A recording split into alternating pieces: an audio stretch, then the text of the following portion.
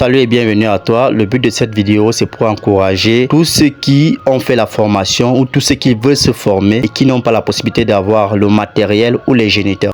Ils peuvent simplement prendre des exemples sur notre étudiant que voici. Il n'avait pas tous ces éléments-là et il n'a pas baissé les bras. Il est entré en forêt. Il a pu avoir quelques laves d'anoton que nous allons incuber tout de suite pour obtenir nos géniteurs vierges afin de lancer son élevage au niveau du Congo Kinshasa. Donc nous allons le suivre pendant l'élaboration de son bac et voir les résultats après quelques semaines. Salut Monsieur Cédric, toujours à l'étape de la production de géniteurs. J'ai avec moi ici les larves captées à la brousse. Les larves sont là. J'ai le son de blé mélangé avec les tourteaux palimistes. Là, ici j'ai les cannes à sucre. Donc je vais incuber les larves avec les cannes à sucre parce que ici les pots de coco sont un peu difficiles à trouver. Donc c'est ça, je vais classer maintenant mes cannes à sucre dans les bassins.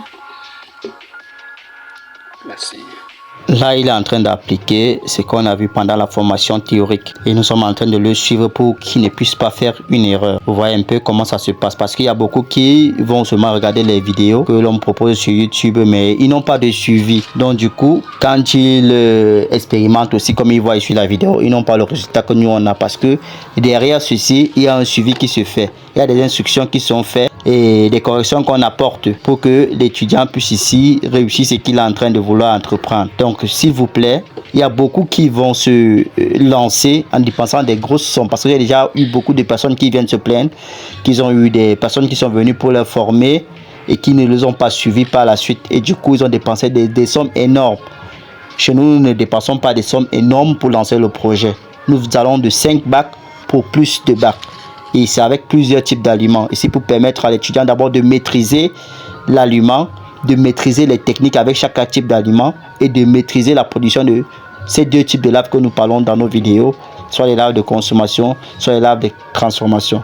Donc, au lieu d'aller dépenser 500 000 francs pour lancer un grand projet sans connaissance, c'est mieux d'abord de payer la formation et de se faire suivre avec une minorité de bacs et agrandir par la suite quand on a un résultat qui est favorable à l'environnement dans lequel nous voulons évoluer. Donc c'est un peu ça que nous faisons dans nos formations, c'est un peu ça que nous faisons comme suivi pour nos étudiants. Donc n'hésitez pas, pour tous ceux qui veulent se faire former, pour ceux qui veulent se lancer dans le domaine, faites-vous suivre par vos formateurs, ou bien si vous n'avez pas de formateur, veuillez nous contacter via le numéro qui s'affiche pour avoir un suivi et des informations complètes sur le domaine. Surtout, il faut aussi avoir un plan projet qui va vous permettre de suivre étape par étape l'évolution pour la production des larves, pour la production des géniteurs et pour avoir une ferme stable. Merci. Après le classement de mes cannes à sucre, j'ai déjà classé mes cannes à sucre dans la bassine. Maintenant, après le classement, je vais procéder au mélange des tourteaux palimistes. Je vais ajouter un peu de l'eau, tourteaux palimistes avec les sons de blé. Là. Je vais bien mélanger pour que le mélange soit homogène.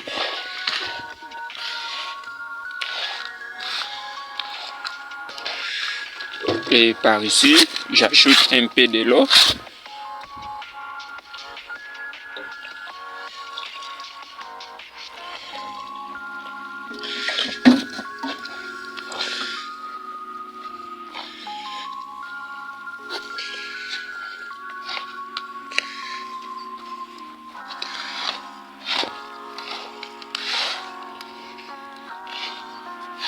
Nous voilà qu'il suit à la lettre ce qui lui a été enseigné et il est suivi par son formateur. On ne le lâche pas jusqu'à ce que nous puissions obtenir ce que nous recherchons. Même pendant son mélange, tout est filmé. Il y a d'autres personnes qui vont faire la vidéo assistée. Tout est enregistré. pendant qu'il est en train d'élaborer. Et là où il se trompe, on lui dit voilà, tu t'es trompé ici, reprends, fais comme ça, essaye de faire un peu plus comme ça là pour qu'on ait le résultat qu'on veut obtenir. Vous voyez que le suivi ici est de rigueur. L'étudiant ici est obligé de donner un bon résultat de ce qu'il a étudié. Parce que tout est observé, tout est enregistré. On suit ce qu'il fait à la lettre. Il est toujours en train de faire son mélange. Il faudrait que le tourteau de palmiste et le son de blé soient bien mélangés avec de l'eau. Ce qu'il est en train de faire actuellement. Nous avons appelé ce mélange la diète. Notons bien que c'est la diète qu'il est en train de faire actuellement.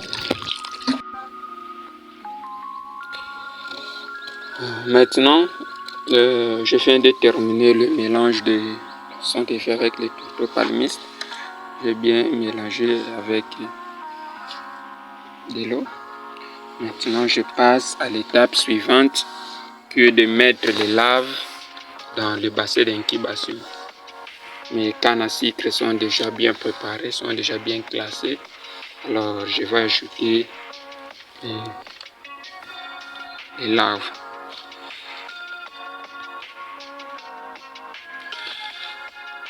Et là, il passe à la deuxième phase. Il introduit ses laves dans son bac de production.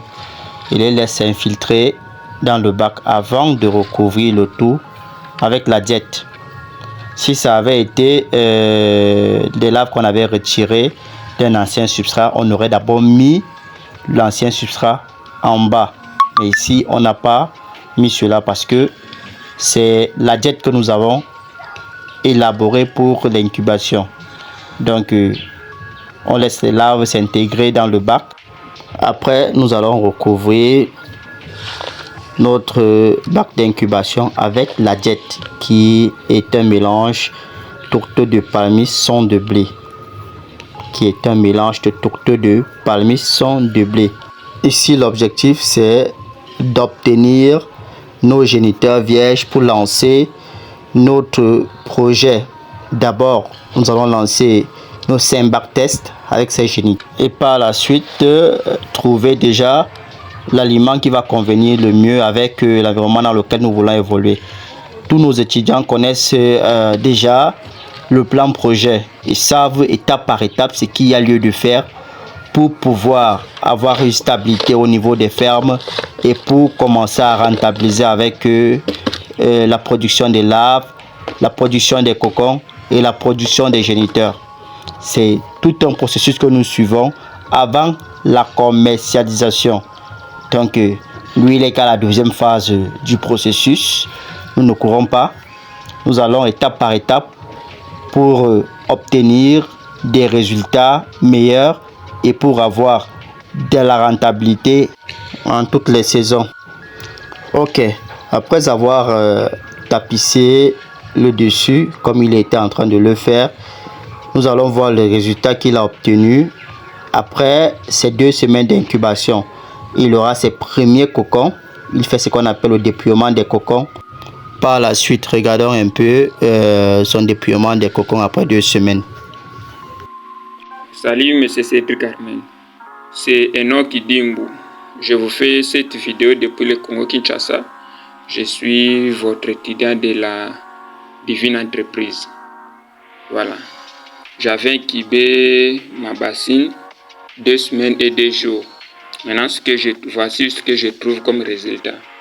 Il y a formation des cocons et j'essaie un peu de regarder. Il y a à l'intérieur la lave. La lave est là à l'intérieur. Donc le cocon s'est formé avec la lave. Mais j'ai remarqué qu'il y a d'autres laves qui ne sont pas encore entrées dans les cocons. Je continue le dépouillement. Là, nous pouvons simplement comprendre qu'il n'avait pas assez de canne dans le bac. C'est pour cela que nous n'avons pas toutes les larves qui sont transformées. Donc, il va retirer simplement les cocons qui se sont formés et réincuber les larves qui ne se sont pas transformées avec d'autres cannes pour obtenir ces géniteurs vierges. Merci, à la prochaine.